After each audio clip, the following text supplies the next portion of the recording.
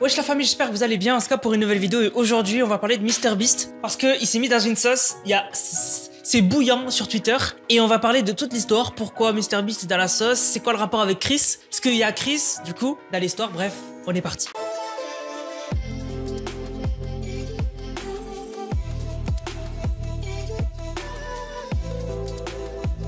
Donc du coup, qu'est-ce qui s'est passé? Alors, je dois vous expliquer l'histoire de base pour que vous compreniez ce qui se passe. En gros, je sais pas si vous connaissez Dr Disrespect. Pour ceux qui le connaissent pas, c'est un streamer super connu et à la base, il streamait sur Twitch, il faisait partie du top de Twitch. Genre vous voyez tout ce qui est Squeezie et tout, ben imaginez ça x 10. Voilà. C'était un mec super connu, divertissant de malade. Lui, en fait, ce qui est spécial avec ses streams, c'est qu'en fait, ses streams, il les fait avec des fonds verts. Et en fait, il anime carrément des décors entiers et tout. Bref, tu rentres dedans, il s'est créé un personnage avec les lunettes, avec la moustache. Au début, quand on voit ça, on peut se dire que c'est un truc de débile. Mais je vous jure que quand vous connaissez le personnage, vous rigolez de A à Z dans ses streams. Et vraiment, c'est un énorme créateur de contenu. Bref, du coup, il faisait partie du top de Twitch. Un jour, du jour au lendemain, Twitch l'ont banni à vie. Alors pour qu'une superstar du jour au lendemain se fasse bannir à vie, c'est que il s'est passé une dinguerie. Voilà. Et en fait, on n'a jamais su la raison. Twitch n'ont jamais communiqué dessus. Dr Disrespect n'a jamais communiqué dessus. Tout ce qu'on savait, c'est que Dr Disrespect a porté plainte contre Twitch pour cette décision. Mais on n'a jamais su c'était vraiment quoi. En fait, je sais pas si vous vous rendez compte. Imaginez que du jour au lendemain, imaginez, hein, du jour au lendemain, il y a Gotaga, il se fait ban de Twitch sans raison. Et genre, tu demandes tu regardes partout, c'est quoi la raison? Personne ne veut la dire. Tu sais, tu te dis, c'est quoi, il a fait quoi? Donc là, c'est pareil. Donc du coup, on n'a jamais su c'était quoi la raison. Et en fait, les années sont passées et on savait qu'il était en procès contre Twitch. Mais bon, les années sont passées, on n'a jamais eu la raison. Du coup, Dr Disrespect, lui, entre-temps, il a fait une grosse pause et après, il est venu sur YouTube. Maintenant, il stream sur YouTube. Encore aujourd'hui, il stream sur YouTube. Voilà. Mais du coup, il a quitté Twitch et on sait pas pourquoi. C'était abusé. Vraiment, on n'a jamais su la raison. Et là, récemment, il y a des raisons qui ont commencé à circuler et c'est une raison grave. En fait, récemment, il y a des ex-employés de Twitch qui ont laissé planer la rumeur qu'il s'est fait ban, Dr Disrespect à l'époque, parce que il avait envoyé des messages déplacés à une mineure et avait essayé de la rencontrer à la TwitchCon. Donc la TwitchCon, c'est la conférence de Twitch. TwitchCon. Voilà. En gros, ils emmènent les streamers connus. Chaque année, je crois que c'est chaque année, ça change de pays. Et en fait, je sais pas, ils choisissent. Récemment, je crois que c'était la France. Et en gros, Twitch, ils demandent aux streamers d'aller à l'event. Et en fait, tu rencontres les fans et les streamers se rencontrent entre eux. Voilà. Du coup, il avait essayé de faire ça à ce qui paraît. Sauf que les employés de Twitch n'ont donné aucune preuve. Ils ont juste dit, ouais, Dr Disrespect, il a fait... C'était pour ça.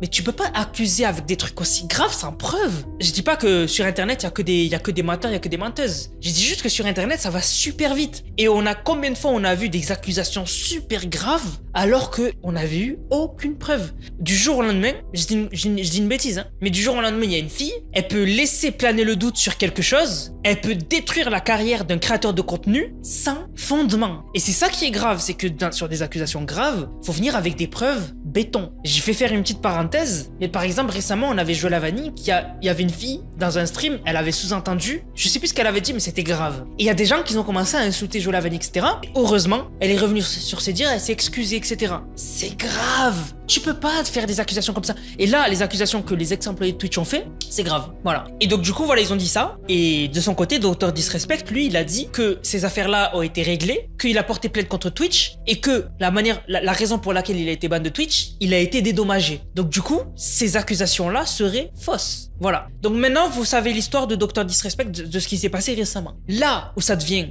incroyable, c'est que NickMercs, j'en ai parlé récemment, c'est le créateur de contenu lié à Call of Duty, qui était tellement connu sur la scène Call of Duty que Call of ont ajouté son skin au jeu, puis l'ont supprimé parce qu'il avait répondu à quelqu'un qui parlait de la communauté LGBT et il avait dit, NickMercs, que les enfants ne devaient pas être liés au débat LGBT. Les enfants n'ont pas à être au milieu de, comment dire, on n'a pas à éduquer les enfants sur ça, puisque c'est quelque chose de très compliqué, faut être adulte. Il avait dit ça en gros. Il avait dit, voilà, les LGBT n'ont pas à aller dans les écoles et parler de ce qu'ils font à des enfants. Ils doivent le faire et c'est les enfants qui l'apprendront plus tard. C'est ça qu'il voulait dire. Et en fait, il s'est fait démonter à cause de ça et Call of ont supprimé son skin parce qu'il était anti-LGBT d'après ce qu'il avait dit. Et en fait, NickMercs a mis très proche de Dr Disrespect. Et du coup, il y a des gens qui lui ont dit à NickMercs, prends la parole sur ce qui est accusé, enfin sur ce que ton pote est accusé d'avoir fait. Donc d'avoir DM une mineure et d'avoir voulu la rencontrer. NickMercs a fait une vidéo et en gros il a dit tant qu'il n'y a pas de preuves, que dalle. Voilà, tant qu'il n'y a pas de preuves, sortez des preuves. S'il y a des preuves, voilà, j'arrêterai de lui parler. Pour moi, ce sera le premier danger, etc.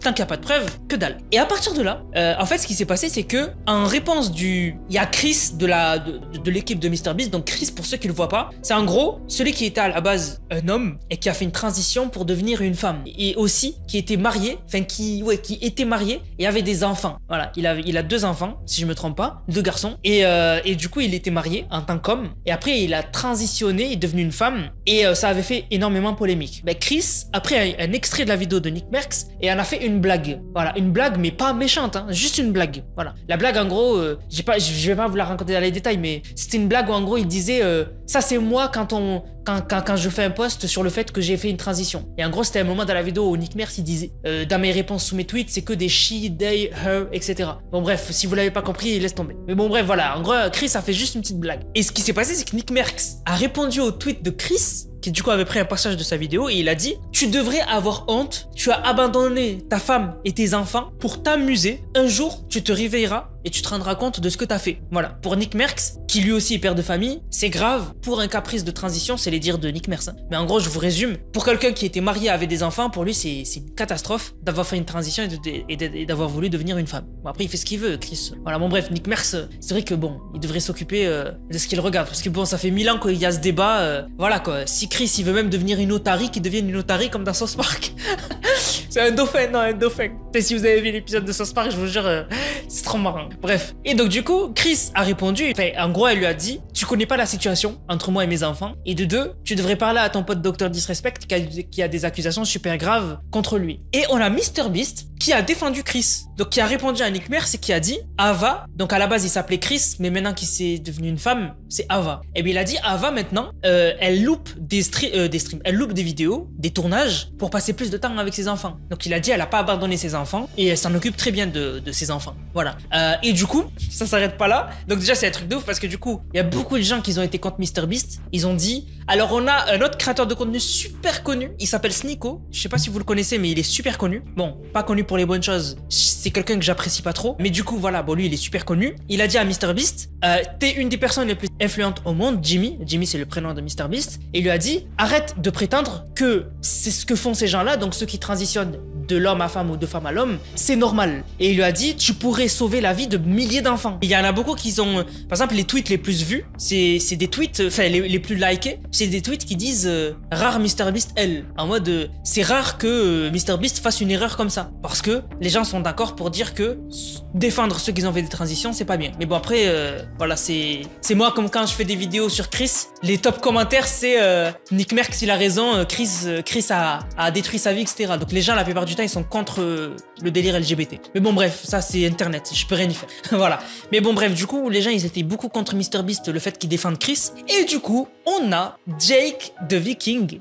Donc Jake the Viking, à ce qui paraît, il faisait partie à la base de l'équipe de MrBeast avec Chris et avec Chandler, je sais plus, l'équipe de MrBeast quoi. Et en gros lui il fait plus partie de l'équipe de MrBeast, mais du coup il est d'accord avec Nick Merckx. Il a répondu à Nick Merckx, il a dit bien vu, genre bien dit. En mode il est d'accord pour dire que Chris, donc de l'équipe de MrBeast, a fait n'importe quoi et a abandonné ses enfants et sa femme. Voilà. Donc c'est pour vous dire à quel point Internet est en flamme. Twitter, et le Twitter américain plus particulièrement, est en flamme parce que MrBeast a défendu mais s'est pris une sauce, etc., etc. Pour tout ce que je viens de vous expliquer. Donc voilà toute l'affaire. Donc dites-moi ce que vous en pensez, dans le respect bien évidemment. Voilà l'affaire qui se passe actuellement. Et voilà, je regarderai les commentaires bien sûr avec respect. Nous on juge personne. Moi je vous le dis les gars, comme dans l'épisode de South Park, si quelqu'un il veut devenir un dauphin et se greffer une nageoire sur le dos, il y a pas de souci. C'est son corps, il fait ce qu'il le veut. Voilà.